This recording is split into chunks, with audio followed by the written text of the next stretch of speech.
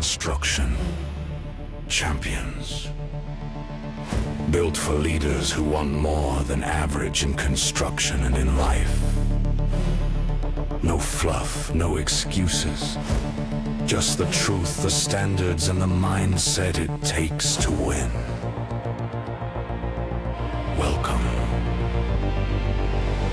to Construction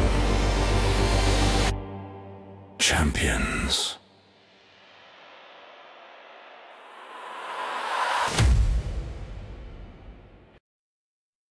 Welcome back, Construction Champions, to another amazing episode. I'm your host, Ron Nussbaum, and as always, we bring on the industry leaders. When you're not just listening to me talk about how to solve your problems, we bring on people that actually do problem solving in the construction industry for a living. And today is no different. I am super excited about this conversation because all of our long-term listeners know how much I hate chasing revenue as being your business model in the fix to every one of your problems. That is what Paul specializes in. Paul, it is fantastic to have you here today. Yeah, Ron, thank you so much for having me. Looking forward to the conversation.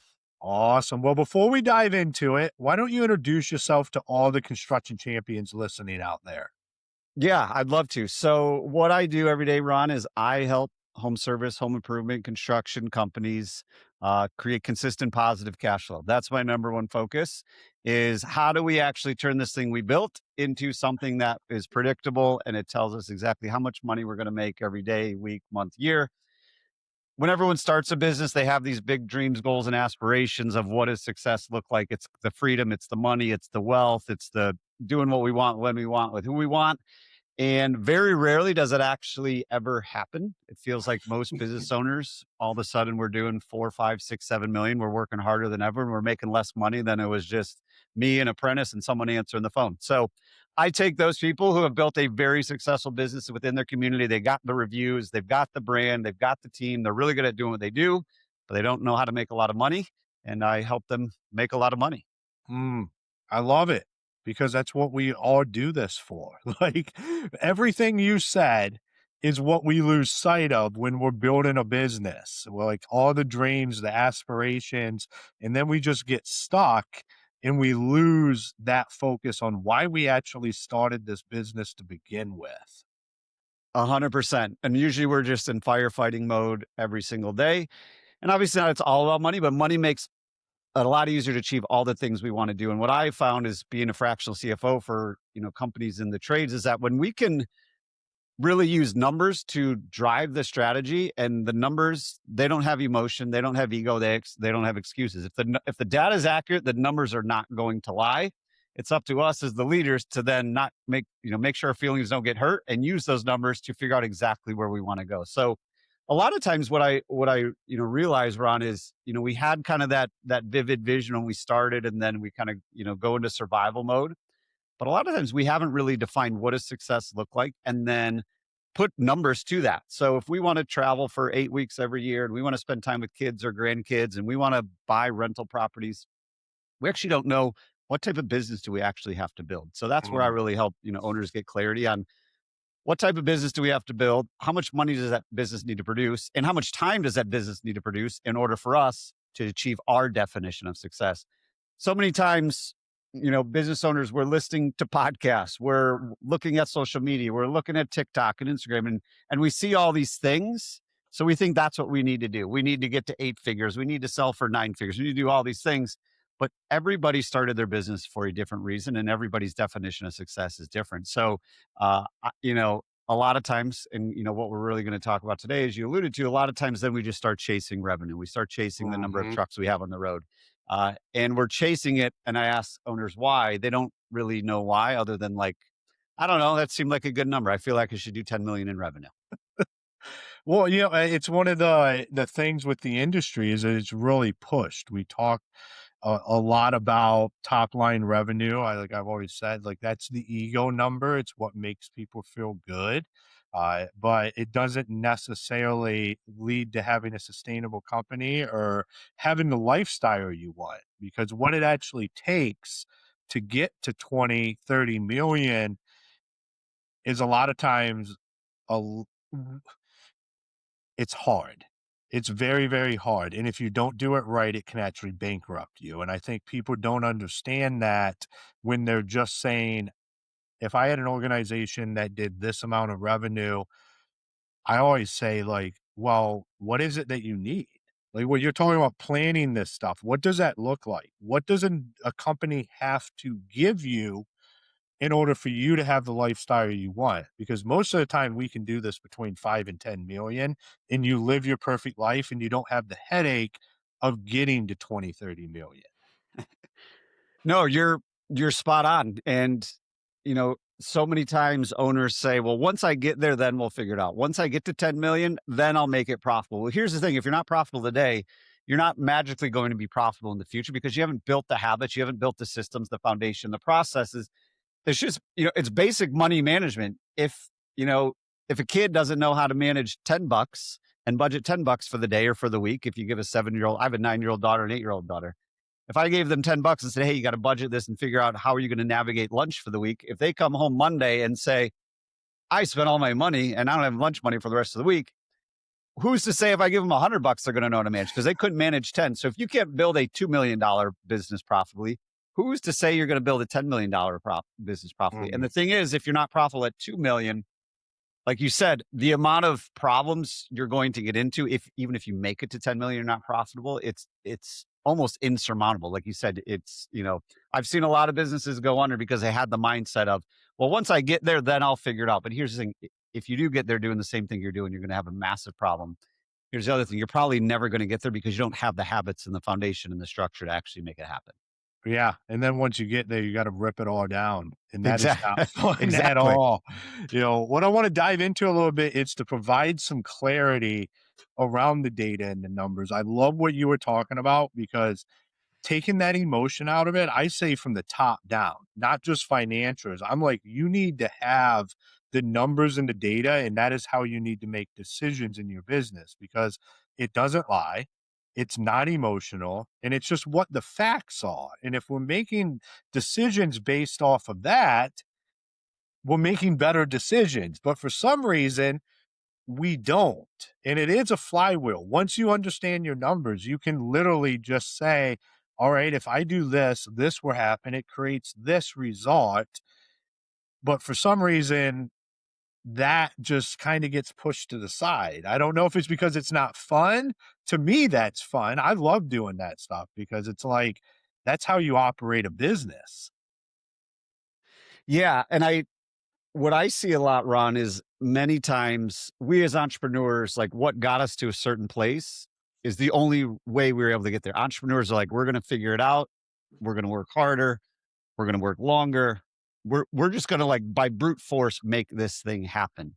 And that's what makes an entrepreneur. There's a reason most people work for somebody else. However, at some point, you then have to realize you can't do everything and you can't be great at everything either. And I feel like sometimes that's where we really start to get stuck is, you know, yes, that mentality, you would have never been able to start a business or get to 1 million or get to 2 million. But now we're at the point where we actually have to turn this into a business. And sometimes it is boring, right? Like when you run a business that runs really well, it is boring. There aren't as many fires to fight. We're not chasing bright, shiny objects. We just have to do more of the same. Like if you look at really successful businesses, they just do something very basic, but they do it very well for a really long period of time. And we as entrepreneurs, many times, instead of trying to figure out what's actually causing the problem, is we're just going to chase the bright, shiny object. Oh, they said this can solve this, so let's go do that. And we start bouncing around with no reason at all of this is actually going to solve the problem because we don't have any data to back it up. But it is fun. It is exciting, right? It gets the dopamine going. It does all the things, but it's actually not getting us closer to where we want to be. Whereas if we can make it boring, take the time to look at the data is going to tell us exactly what's working and what's not working in the business. And if we know exactly where we want to go, if we've defined success, now we can just work backwards to figure out what is the next step. If we have a gross profit problem and that's what's holding us back, well, let's dive into it. What's causing that? Is it our materials are too high? Is it we're paying our people too much? Is it we're not charging enough? Is it the performance pay model is broken? Is it they're just not efficient? They're driving around all day because we're poor at dispatching. Is it we're just bad at closing, right? So like so many times it's like, well, more revenue will solve that. And that's like the number one thing is, well, once we do more revenue, it's going to solve the problem.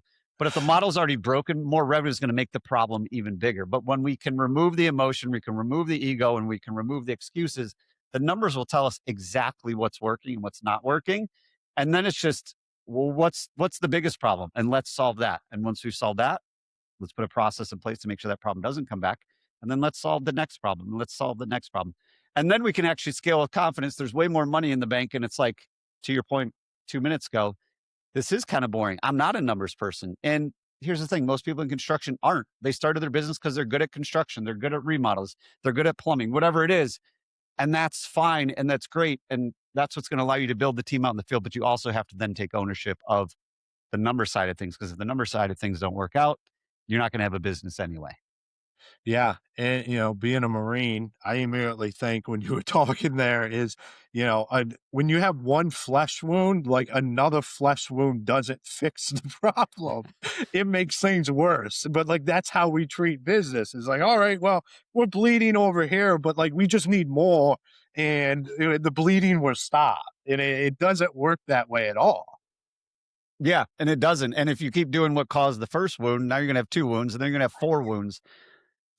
But a lot of times I feel like owners get super intimidated by numbers because you look at the P&L and there's 100 lines. You look at the balance sheet, you don't even know what that means. And what I really focus on is empowering owners to simplify financials as much as possible. Give everybody a scorecard, the scoreboard. What does success look like? Are we winning or losing? And let's simplify it. Let's take 100 lines of the P&L, and we track 5 or 6 profit drivers usually. So what's actually driving profit? And then let's put a score on it. Red is bad, yellow is okay, green is good. Now we know if we're winning or losing. The thing that we're losing the most at, let's go fix that first and make sure everything else is still going. And then we slowly work our way up. So a lot of times that's where I feel we're just not keeping score. So if we're not keeping score, we don't know if we're winning or losing. But if we start keeping score and know what we need to track, and we know what we need to track in order to be successful, it actually simplifies financials so much that we don't have to look at 100 lines of P&L. We don't have to look at the balance sheet, or we don't have to look at all these things. We just have to keep score of the things that are most important. So we know how well are we doing, where are the gaps, and then what do we need to do to get there? Yeah, what's actually moving the needle in the company. Now, do you find those 5 or 6 things that you're looking at, are they pretty standard, or do those really move around depending on the business? Yeah. So what we like to do, Ron, is kind of start high level. All right. So like 30,000 foot view, how healthy is this business from a profit driving standpoint? So what are the main drivers of profit? First, we just have revenue, right? What makes up revenue? It's number of jobs we do, and what's the average ticket on each job. So we know our revenue, and then the next one is going to be our cost of sales. So how are we doing with our cost of goods sold? How is our labor? How's our materials, supplies, all that? That's going to drive gross profit. Right. So this is how we simplify financials as much as possible. Revenue minus cost of goods sold equals gross profit. Gross profit's going to tell us how well are we operating out in the field from a pricing standpoint, efficiency standpoint, materials, all the things that we just talked about.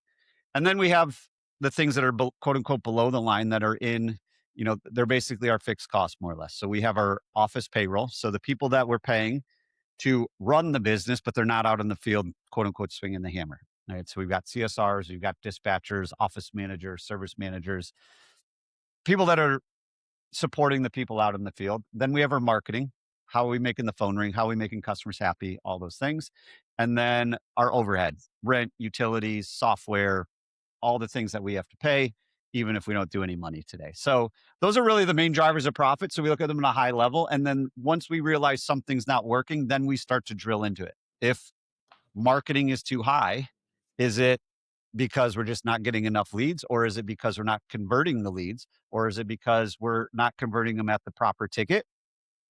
So a lot of times people are like, oh, we're spending too much on marketing. Well, let's cut it. Well, maybe marketing's working phenomenal, but our guys in the field aren't selling, or they're not delivering. So, or the people on the phone aren't converting.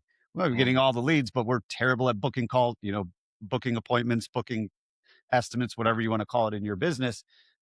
So maybe marketing's high because we're bad at that. So let's dig into that. Oh, well, if we improve our call booking rate from 50% to 80%, all of a sudden we're doing several more million in revenue. And now our marketing percentage, as part of revenue is in line. So we start high level so that way we don't get overwhelmed. If things are going well, we're not going to be honest, we're not going to spend as much time on it right away because we don't have to, right? If we're building a football team and our offensive line is great, but our running back or quarterback are terrible, well, we don't need to focus on the offensive line right now. Let's get the running back and quarterback dialed in. Then maybe they get caught up and then we go back to the offensive line. So it's where do we get the best return on spending our time? So we start the high level, then we drill down and figure out operationally what do we need to fix in order to then improve, these metrics. Yeah, it's so amazing what you can accomplish when you start looking at these numbers and what you understand about your business. Like you said, you don't have to look at all 100 line items.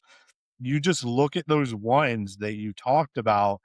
You can literally start to pinpoint where in your organization is the bleed at. And it's typically not where you think it's at. It's why the numbers matter because there's no emotion in them.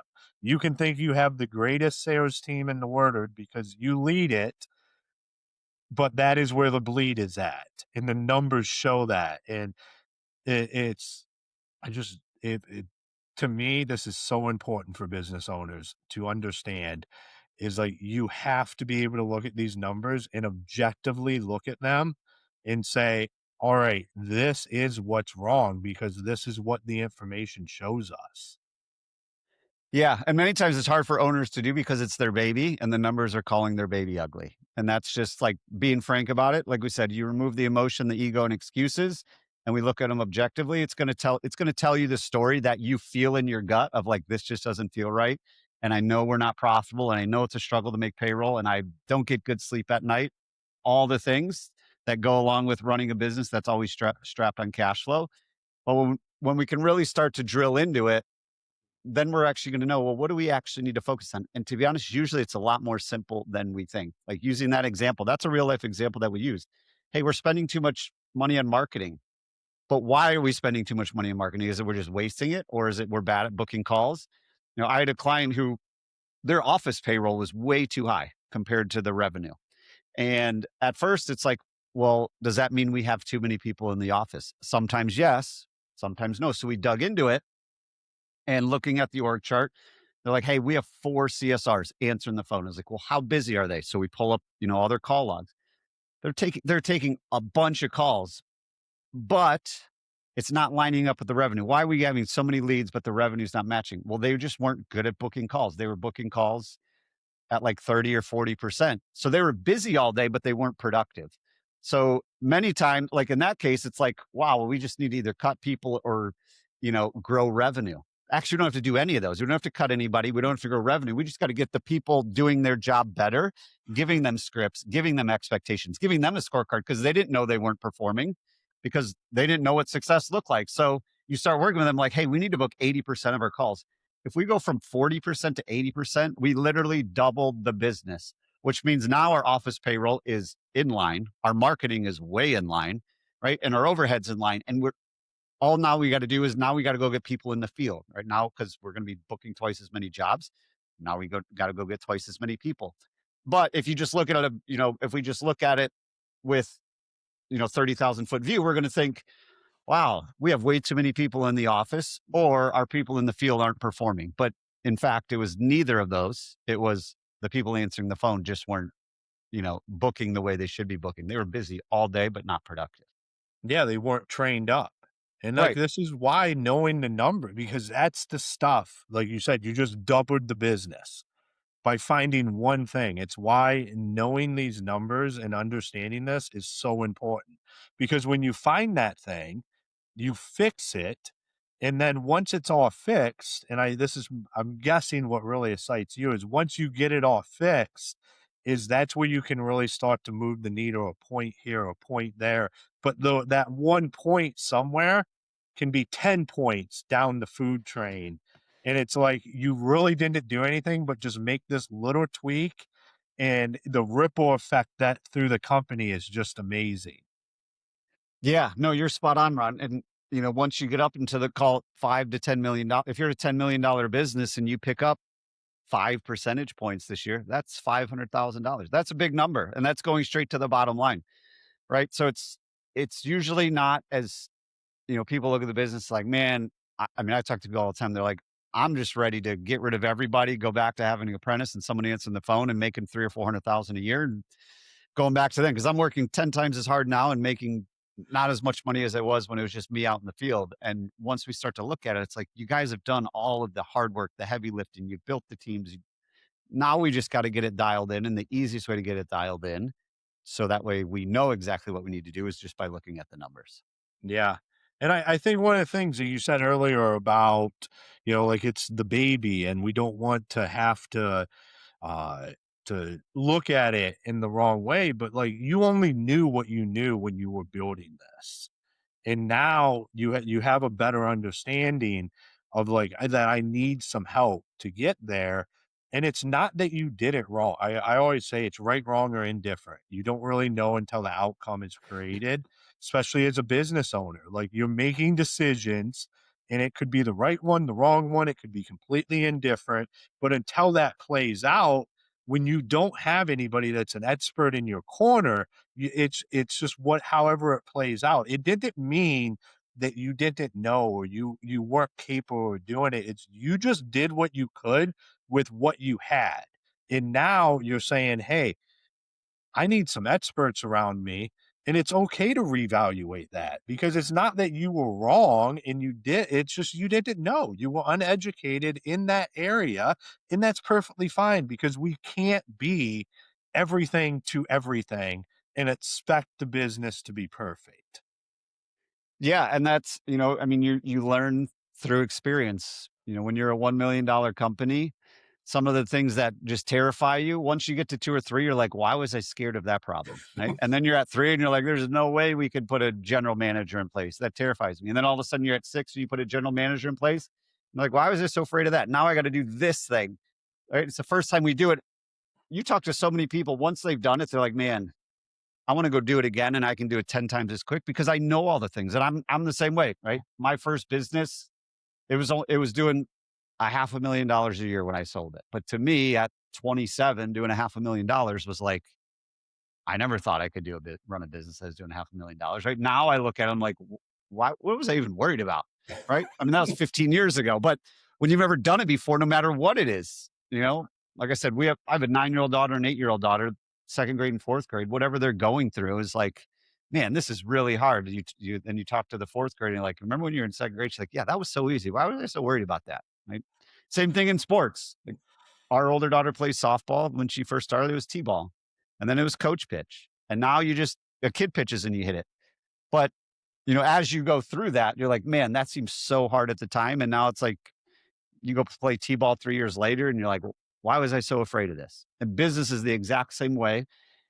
I think the only mistake you can make is not reaching out for help or having a mentor or a best practices group, somebody talking with people who have done what you're doing, because you can just accelerate the time so much and, minimize the mistakes as much as possible, just because you can learn from somebody who has already done it before. And, the best way, like everyone says, the best way to learn is through mistakes.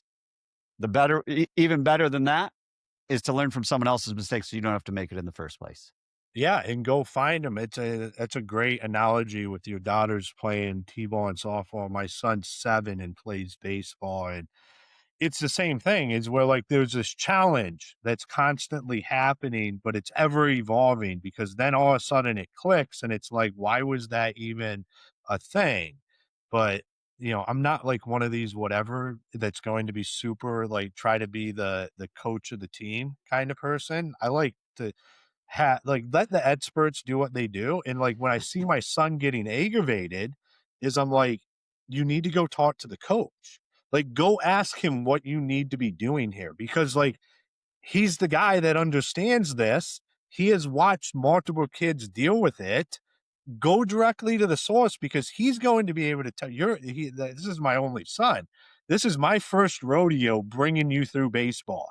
That coach that's out there has been doing this for years. There's probably not a problem. You're going to go to him and say, like, I'm really struggling with this, that he's not going to be able to give you better direction than most of the people out here.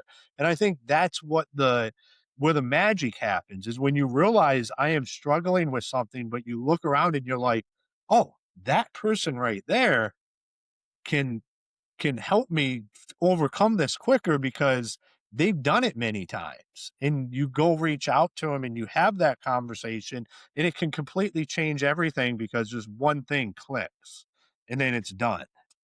Yeah. And it's, I think the people that get the furthest, the fastest are the people that, right? Whatever the saying is, you can go fast by yourself, but you can go further together, whatever that is. It's 100% true.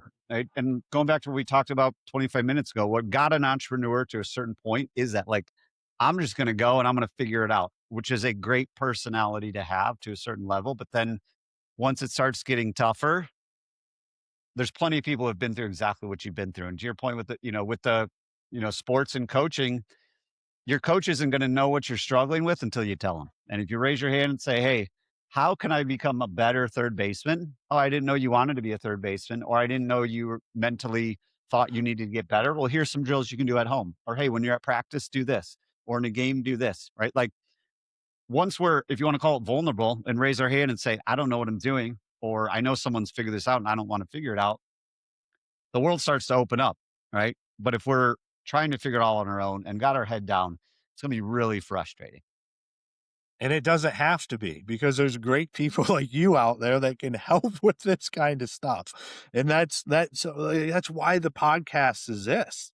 Is to change this mindset of like, we have to be lone rangers out there, that we have to figure all of this out.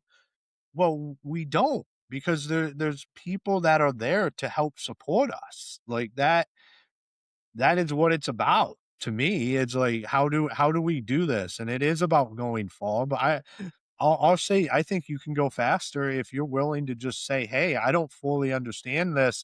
I need to find somebody that does." Because the sooner you figure it out, the faster you're going to be able to go. Exactly. Yeah. No, and 100%. And sometimes it might be slowing down to speed up, because when you go too fast and you've never done it before, you're probably going to then have to go backwards and redo a lot of things. Right. Versus, Ron, you've already done this. You've already driven this. You've already driven this. You've taken this road trip from here to there. What's the best way for me to get to exactly where you're at, and what mistakes you made? "Oh, well, I went halfway here and then I had to turn around and go back, even though I was going fast. Now it took me twice as long." Versus, a lot of times when I work with clients, it's like, first, let's take a little break. Let's analyze it. Where do you want to go? What foundation do we need to build in order to get there? And let's do that first. So yeah, it takes, you watch a house or a building go up. It takes a long time to build a foundation. It takes a long time to do all the prep work. But then all of a sudden, that thing's up off the ground and it's going as high as you want it to go. And I look at the same way with our clients. Usually the first thing is like, let's get the data cleaned up. Make sure we have accurate data so we can make accurate decisions. Then let's build the solid foundation. Let's make sure all those numbers are dialed in before we just go get more revenue. Then once we've done all that, yes, maybe we're not where you want to be revenue wise this year, but profit wise, you're going to be way ahead. And then next year, you're going to be ahead of where you wanted to be revenue wise, because we slowed down, built the foundation, and then we can scale. It's going to be a lot easier to scale. It's going to be a lot more fun to scale, and you're actually going to make money along the way. Hmm. I love it, man. I love what you're doing. I think, for me, just listening here, and when you were talking about how we get these P&Ls and all of this stuff, and there's all these line items on it, and I think all too often is we just take those and we throw them to the side because we're like, I don't understand any of that. I'm just going to keep building. Instead of looking at it as, I don't understand this, I need to find somebody that can help me understand this, because it's probably pretty important to my business. Like, don't throw it to the side. Like, anytime you have something that you don't completely comprehend within the business, you need to find somebody to take a look at it and say, is this something important? Well, I'm going to tell you, if it's financials, it is extremely important. It is literally the life of your business. So we don't need to just slide it over to the side and not think about it, because it's confusing and complicated. And I'm going to tell you, I don't understand all of this stuff, because I find people like Paul that can break it down into what I need to focus on, and I can focus on that stuff. Because as an entrepreneur, I just want to go solve the problems, get the things done, and grow the business. I don't want to have to worry about 95 line items that don't really actually matter to that. I want to know the 5 that Ron Nussbaum should be focused on. And that's how everybody should be thinking about this. Yeah, 100%. And when you can simplify it, it makes it digestible. Because unfortunately, what I see most of the time is most business owners, they make all financial decisions, or almost all, based on how much money is in their checking account at that point in time. Oh, we got 100 grand in the bank. Yeah, we can do that. Right. But like, we don't know where that 100 grand could be allocated. We might have payables that are 120 grand. So we couldn't even pay all our bills today if all our vendors had said, hey, Paul, you got to pay all your bills today. Right. So like making financial decisions, that's like watching a sporting event and watching one play and making a decision who won the game. Right. Like literally your checking account balance probably changes 10 times a day. And then you do that over the course of a month. It's like, did we win or lose this month? I don't know, but I had 120 grand on April 13th. So I think I won. That's like watching one play, quarterback got sacked. It's like, oh, I think they lost the game. But that's how we make business decisions. So that's really, how do we simplify it? How do we empower owners to take ownership of the numbers? Because as you said, it is the most important part. I'm not saying you take all the humanity out of it. We've got to build a great culture. We've got to do all the things, take care of our customers. But we got to make sure the numbers make sense. So that way, then when our customers call us 2 years from now, we're still around, and all the people we hired are still employed 2 years from now if we want them there. So the numbers are going to tell you exactly what's going on, as long as you know how to look at them, and as long as you use them to actually make educated decisions. Awesome, man. This has been a fantastic conversation for all of our listeners out there. If they're wanting to learn more how to simplify this or just learn more about everything you do, where's the best places for them to do that? Yeah, the best place would just go over to the Blue Collar Advisors with an S.com. So the bluecollaradvisors.com. You can go there. You can check out podcasts. There's content. There's resources. There's pricing calculator. You can book a call. Whatever fits your fancy. But the bluecollaradvisors.com is the best place to go. Awesome, man. Well, Paul, thank you for taking the time and being on the show today. Ron, appreciate the opportunity. Enjoyed the conversation. Awesome. All right, construction champions, another episode in the bag. And if you are looking at your bank account, that's why you're here listening to this podcast right now. Because that is not how we're going to run this business. We're going to get clean financials. We're going to understand what's going on in it.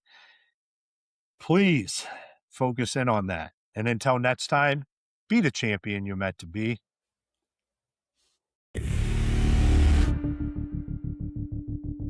If this episode helped you think differently, share it with someone on your team. And make sure you're following the show.